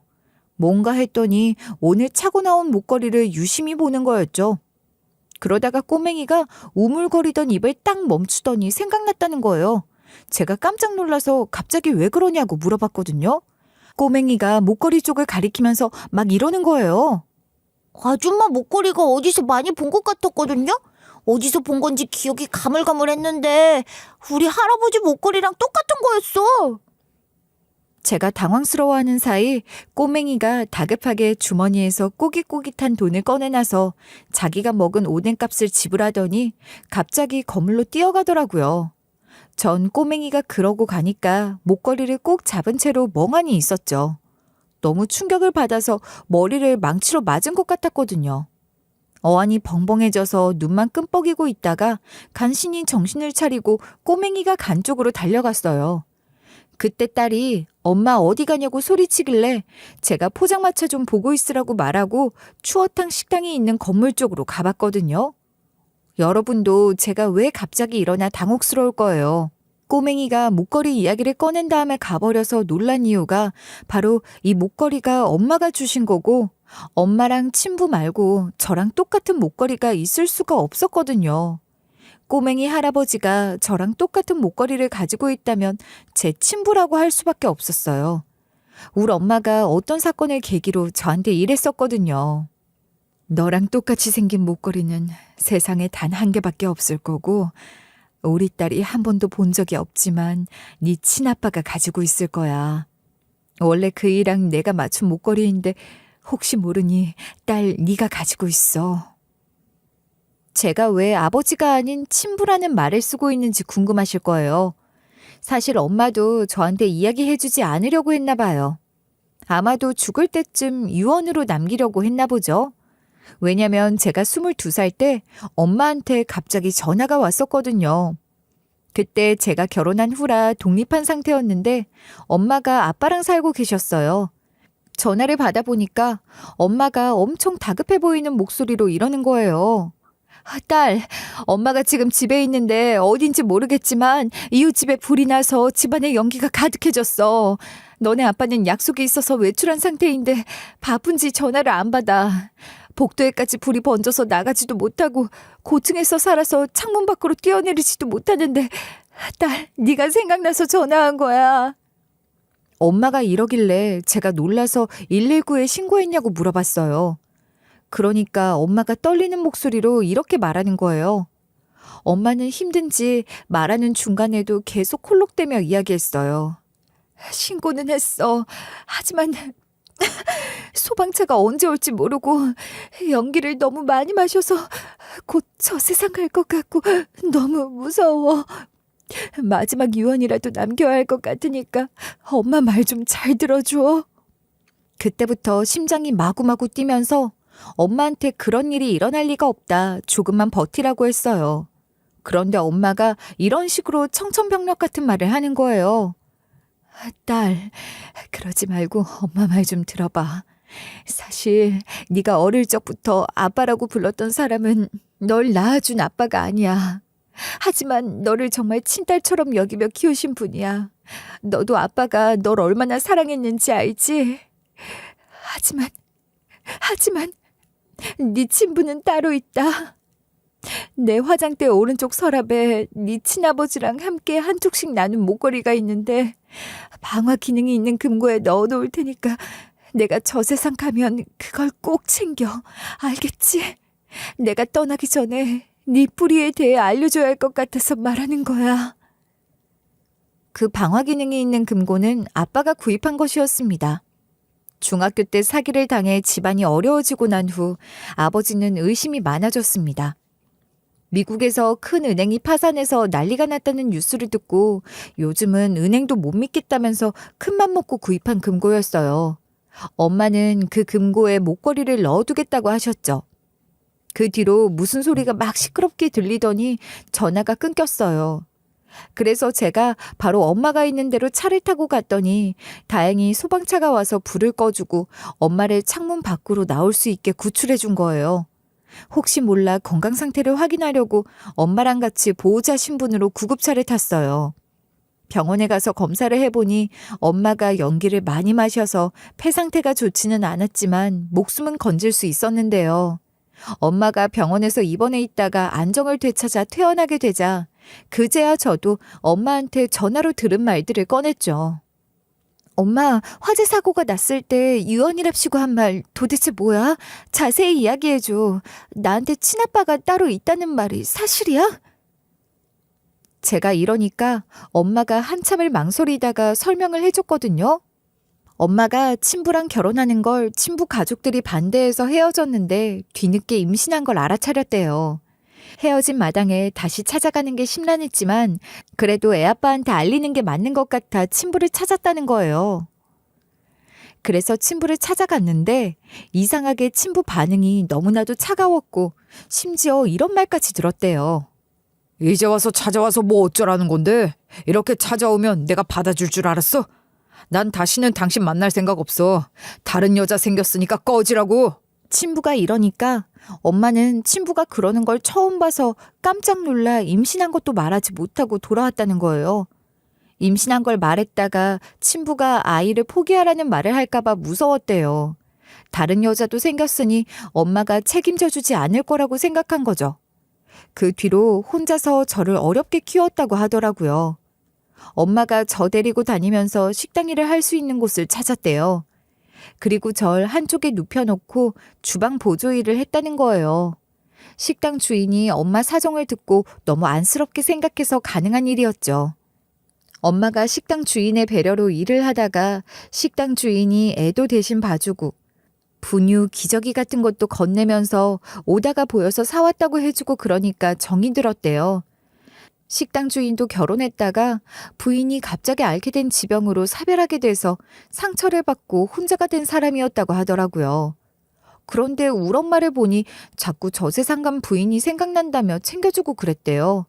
그러다가 엄마랑 식당 주인이 사귀게 돼서 결혼까지 하게 됐다는 거예요. 그래서 그 식당 주인이 울 양아버지가 된 건데요. 제가 그 당시에 36개월 정도라 양아버지인 걸 당연히 몰랐어요. 제가 어느 정도 크고 나서는 엄마가 양아버지를 여보 당신이라고 부르고 양아버지가 저를 우리 딸이라고 부르니까 당연히 제 친부인 줄 알았죠.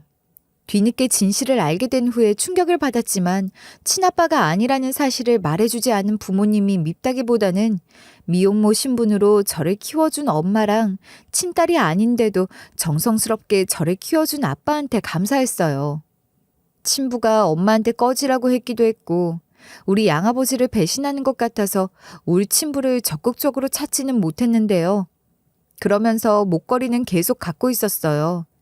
왜냐면 아무리 그래도 제가 이 세상에 태어나게 해주신 분이고 저를 버린 것에 대한 원망과 별개로 친부를 보고 싶다는 그리움과 애증이 있었거든요. 고아들도 자기를 버린 부모를 찾고 싶어 하듯이 저도 그런 심리가 있었던 것 같아요. 이런 상황 속에서 핏줄을 찾을 수 있다는 강력한 생각이 들어서 꼬맹이를 다급하게 따라가 본 거예요. 하지만 1층 식당을 비롯해 건물 이곳저곳을 뒤져도 꼬맹이가 안 보이고 근처 다른 건물로 가봐도 똑같았어요. 어쩔 수 없이 포장마차로 돌아와 꼬맹이가 행여나 오지는 않을까 장사를 계속하고 있었는데요. 그날따라 손님은 없고 기척이 들리면 혹시나 꼬맹이이려나 입구 쪽을 힐끔거리고 있을 때였어요. 그렇게 30분 정도가 지나니 갑자기 포장마차 앞길 쪽으로 차 소리가 들리더라고요. 그것도 여러 대가 줄지어서 지나가는 소리가 들려서 슬쩍 나가보니 벤츠들이 맞은편 건물 뒤쪽으로 가는 거예요. 그쪽은 주차장이 있는 쪽이라 무슨 벤츠들이 이리 많이 온다냐 하고 지켜보고 있었어요. 그때 한 벤츠가 우리 포장마차 앞에 서더니 벤츠 문이 열리면서 어떤 노인이 내리는 거예요. 노인이 제 쪽으로 다가와서 뜬금없이 무언가를 내밀더라고요. 보니까 저랑 똑같이 생긴 목걸이였어요. 그러면서 노인이 저한테 이렇게 물어보는 거 있죠? 이런 목걸이를 본 적이 있어요? 내가 우리 손자한테 들어서 온 건데 이 목걸이랑 똑같은 목걸이를 봤다고 하더라고요. 그쪽이 이 목걸이를 하고 있는 거예요?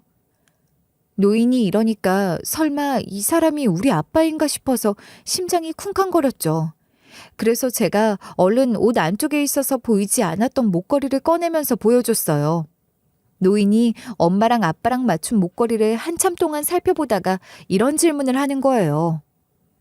이 목걸이는 어디서 났어요? 어디서 산 건가요? 아님 누군가한테 받은 건가요? 이 목걸이를 팔아버렸을 리가 없는데. 노인이 이러면서 도저히 믿을 수 없다는 표정을 짓더라고요. 나이도 지긋하신 분이 여기까지 와서 왜 이러나 싶어서 머뭇거리다가 이렇게 대꾸했었죠. 이 목걸이 우리 엄마가 준 거예요. 그런데 왜 목걸이 가지고 그러세요? 이 목걸이에 무슨 사연이라도 있으신 거예요? 제가 이러니까 노인이 입을 떡 벌린 채로 저를 쳐다보는 거예요. 그러면서 세상에 네가 종훈이 딸이냐고 묻는 거 있죠? 아니, 노인이 진짜 제 친부면 네가 내 딸이었냐고 묻는 게 정상이잖아요. 제가 그게 갑자기 무슨 말이냐고 물어보니까 노인분이 이러시는 거예요. 자네 친아버지 이름이 종훈이네. 내가 자네 친아버지가 아니라 친아버지의 절친이거든. 절친이라서 자네 친아버지가 하는 하소연을 종종 듣곤 했는데 종훈이가 자네 엄마랑 헤어지고 나서 오해한 걸 후회했었어. 노인분께서 이러면서 구구절절 옛날 이야기를 해주셨는데 듣고 깜짝 놀라고 말았어요. 친할머니께서 우리 집이 가난하다고 전부터 마음에 안 들어 하셨다는 거예요. 그래서 친부 가족들이 일반적으로 반대를 해서 헤어졌고 친부랑 엄마가 다시 만나지 못하게 이간질을 했다고 하더라고요. 그러니까 친할머니가 엄마랑 친부를 떼어놓기 위해 친부 친구들까지 동원해서 거짓말을 했다는 거예요. 도대체 어떤 짓을 저지른 거냐고 물어봤더니 친할머니가 친부한테 엄마에 대한 안 좋은 소문을 들었다고 했대요. 친부가 어떤 소문을 말하는 거냐고 반응하니까 친할머니가 친부 친구들을 우연히 만났다고 이야기를 했대요. 그런데 친부 친구들이 엄마가 친부 말고 다른 남자랑 돌아다니는 걸 본 적이 있다고 했다는 거예요. 친부가 그때 말이 되는 소리를 하라고 말하면서 믿질 않았대요. 그러니까 친할머니가 내 말이 맞나 안 맞나 하면서 친부 친구들한테 전화해보려고 했대요. 친부 친구들한테 전화를 해봤는데 죄다 이런 대답을 내놓았다는 거예요. 너는 그 여자랑 결혼한다고 하더니 도대체 언제 헤어진 거야? 네 여자친구가 너 말고 다른 남자랑 돌아다니는 걸 본 적이 있어서 헤어진 줄 알았어. 그런데 너네 엄마랑 우연히 만났는데 너네 둘이 아직 만나고 있다고 하길래 내가 길거리에서 본 걸 이야기한 건데.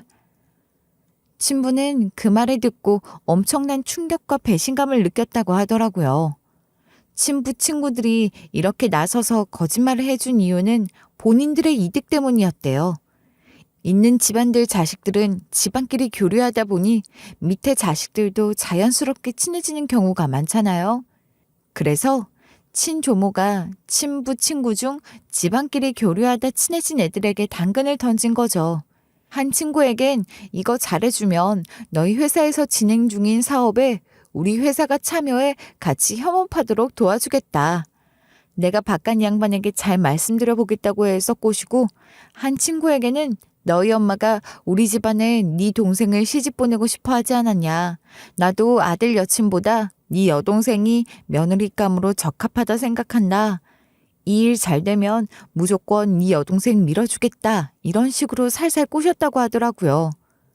오해 때문에 우리 엄마에 대한 마음을 접은 우리 친부는 더 이상 친조모가 내세우는 여자를 거부하지 않았대요. 결국 집안 어른들끼리 주선한 여자랑 결혼하는 방향으로 가는 듯 했지만 여기에 복병이 있었던 거예요. 우리 아빠랑 만나던 여자가 친부한테 모든 걸 폭로해버린 거죠. 앞에서 말했다시피 우리 친조모가 친부 녀석에게 네 여동생 밀어주겠다고 했잖아요. 그런데 친부랑 결혼하려던 친부 친구의 여동생이 이런 식으로 진실을 말해버린 거예요. 저도 원래는 사랑하던 남자랑 헤어지고 자포자기식으로 결혼하려고 했는데 하늘이 도왔는지 그 남자랑 재회하게 돼서 당신이랑 결혼할 이유가 없을 것 같아요. 어차피 결혼 안 할 거니까 당신한테 진실을 말해줄게요. 사실 당신이 만나던 여자, 당신 엄마나 친구들이 바람 피우는 것 같다고 했잖아요. 근데 그거 전부 다 당신이 그 여자랑 헤어지게 만들려고 그런 거예요. 그 여자 바람 피운 적도 없고 당신 엄마가 꾸며낸 일이라고요. 친부 친구 여동생은 친할머니가 친부 친구들을 꼬드겨서 거짓말을 하게 만든 것도 모두 말해줬다는 거예요. 친부가 이 말을 듣고 충격을 받아서 그 당시 가장 절친이었던 꼬맹이 할아버지를 만나 술을 마시면서 이런 일이 있었다고 하소연하면서 엉엉 울었대요. 친조모도 여우 같은 게 아버지 절친이라도 자기 말을 안 들어줄 것 같은 사람한테는 부탁을 안 했나 봐요. 꼬맹이 할아버지는 아빠의 사랑을 지지하는 입장이었거든요. 꼬맹이 할아버지는 그런 일이 있었냐며 안타까워했고 지금이라도 엄마를 다시 찾아가 보라고 조언했대요. 그런데 우리 아빠가 고개를 푹 숙인 채로 이랬다는 거예요. 안 그래도 그 사람을 찾기 위해 이 잡듯이 뒤졌어. 심지어 그 사람 집까지 찾아갔지만 예비 장모님이랑 장인어른이 그러더라. 그 사람이 임신했다는 고백을 해서 애 흘려보내라는 말을 꺼냈더니 엄청 싸웠었대. 그 뒤로 그 사람이 가출한 뒤로 연락까지 끊긴 상황이래. 친부가 그 당시에 엄마가 임신한 거였냐 하면서 머릿속이 새하얘졌었대요. 정황상 그 아이가 친부 애일 수밖에 없잖아요. 그래서 친부가 죄책감을 느끼면서 살다가 늦은 나이에 딴 여자랑 결혼하게 됐대요. 친부는 엄마랑 헤어지고 나서 10년 가까이 혼자 지냈다고 하더라고요. 집안에서도 녹총각으로 늙어 죽을 거냐고 닥달하고 친부도 그 정도 시간이 흐르니 더는 엄마를 찾을 희망이 없다고 생각해서 자포자기하는 심정으로 결혼했대요. 친부가 결혼 후 종종 꼬맹이 할아버지랑 만나면서도 첫사랑이었던 엄마를 잊지 못하고 있었다는 거예요. 친부가 병으로 세상을 떠나면서도 엄마한테 주라고 따로 편지랑 목걸이를 꼬맹이 할아버지한테 줬다고 하더라고요. 뿐만 아니라 꼬맹이 할아버지에게 이런 부탁을 했다는 거예요. 그 사람이라면 우리 애 잘 낳아서 애지중지 키웠을 거야. 그래서 그 사람이랑 우리 자식 몫으로 재산까지 따로 남겨놨거든. 네가 유일하게 믿을 수 있는 절친이니까 재산 관리를 부탁할게. 내 사람이랑 내 자식을 꼭 찾아줘. 친부가 꼬맹이 할아버지에게 이런 유언을 남겼다고 하더라고요. 근데 꼬맹이가 그 목걸이를 보고 이건 뭐냐고 하니까 꼬맹이 할아버지가 귀한 거라고 해서 꼬맹이가 기억하고 있었던 거죠. 이런 사연이 있었으니 제가 태어난 지 30년이 지난 뒤에 이렇게나마 친부를 만나게 된 거예요. 꼬맹이 할아버지의 설명을 전부 다 듣고 나니 꼬맹이 할아버지께서 이러시더라고요. 오늘 자네를 보러 오게 된 것도 우리 손주가 전화해줘서 오게 된 거야. 원래 오늘 추어탕집에서 친구들이랑 식사 약속이 있었는데 자네를 봐야 하니 친구들끼리 식사하라고 하고 나는 자네를 보러 온 거네. 저는 그 말을 듣고 그 벤츠들이 꼬맹이 할아버지 친구들 차였구나 했었어요. 꼬맹이 할아버지 친구들이라면 친구들도 부자가 많을 테니까요. 이렇게 제가 몰랐던 점들을 전부 다 알고 나서 이런 식으로 간절하게 물어볼 수밖에 없었죠. 그러면 돌아가신 제 친아빠는 어디 묻혀 계세요? 보고 싶으니까 알려주세요. 저희 엄마한테도 말씀드려서 꼭 데리고 갈게요. 꼬맹이 할아버지가 친부 묘소 위치를 알려줘서 감사하다고 말씀드리고 서둘러 가게 문을 닫았어요. 그리고 나서 곧장 엄마한테 가서 제가 알게 된 걸 전부 다 이야기했는데요. 그러니까 엄마가 뒤늦게 친부 사정을 듣고 눈물을 흘리시면서 이러는 거예요. 난 그것도 모르고 속으로 원망만 하다가 그리워하다가 난리를 쳤었네. 엄마도 그이 묘지에 가보고 싶으니까 한번 가보자. 엄마가 이러셔서 저희가 꼬맹이 할아버지가 알려주신 주소로 가서 친아빠 무덤에 다다랐어요. 우리 둘 다 친부 묘비를 보고 나서야 친부가 돌아가셨다는 사실을 받아들였나 봐요. 엄마가 울음기 가득한 목소리로 이러시더라고요. 진짜로 그이가 먼저 떠난 거구나. 떠나는 모습이라도 보고 싶었는데 그이가 이렇게 떠났다니 가슴이 찢어질 것 같다. 엄마가 이러시면서 고개를 떨구시길래 제가 엄마를 꼭 안아드렸죠. 그때 저는 친부가 그렇게 기다리고 보고 싶어 했던 딸이 왔고 엄마가 왔다고 인사를 드렸어요. 그렇게 엄마랑 제가 손을 꼭 잡고 한참을 울다가 다음에 또 오겠다고 말씀드리고 묘소를 떠났었는데요. 전 그 뒤로 친부의 재산을 상속받게 됐어요. 꼬맹이 할아버지가 이미 법적으로 필요한 모든 절차를 마련해 놓았고 전 꼬맹이 할아버지가 준비해 준 서류에 서명만 하면 되는 상황이었죠. 게다가 친부가 남긴 편지를 보니 저랑 엄마한테 재산을 상속한다는 말이 적혀 있었고 그 목록까지 자세히 적혀 있었어요. 상속 절차는 법률 대리인을 통해 진행됐는데요.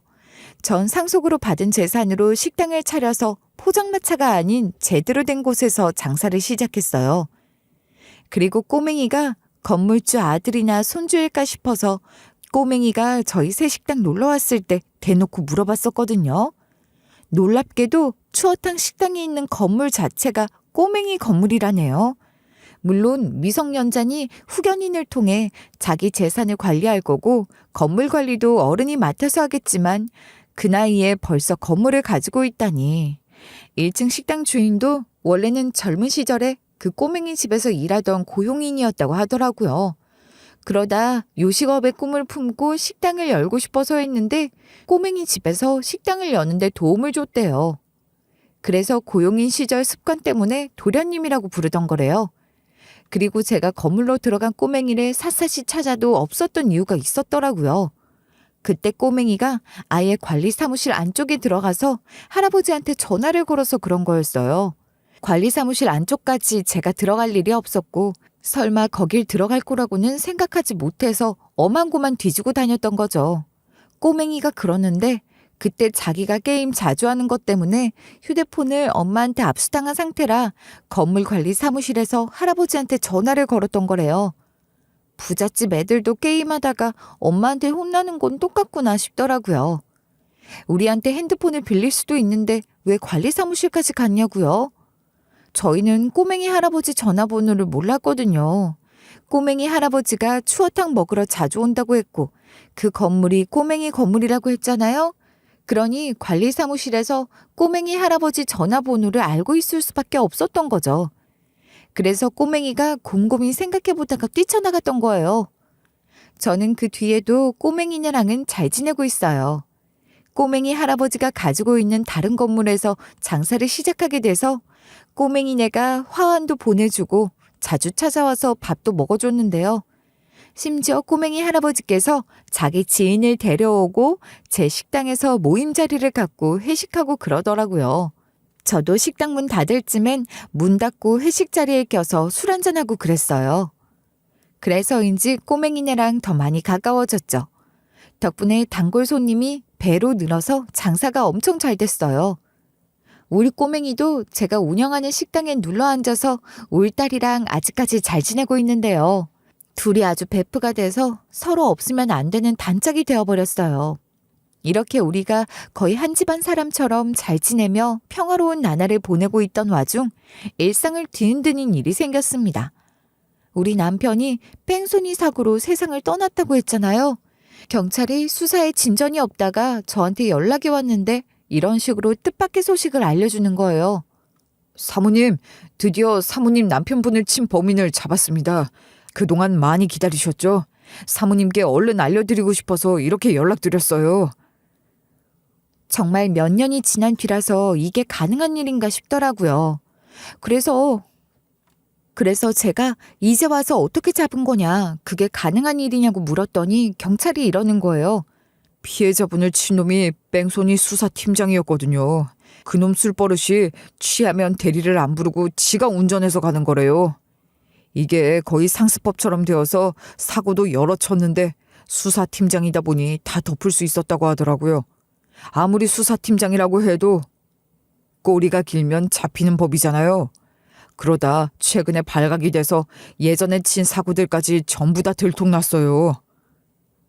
경찰이 이렇게 연락을 줘서 울 남편 친 범인을 고소할 수 있었어요. 다행히 뺑소니 사고는 공소시효가 10년이라 뺑소니범에게 실형이 선고됐는데요.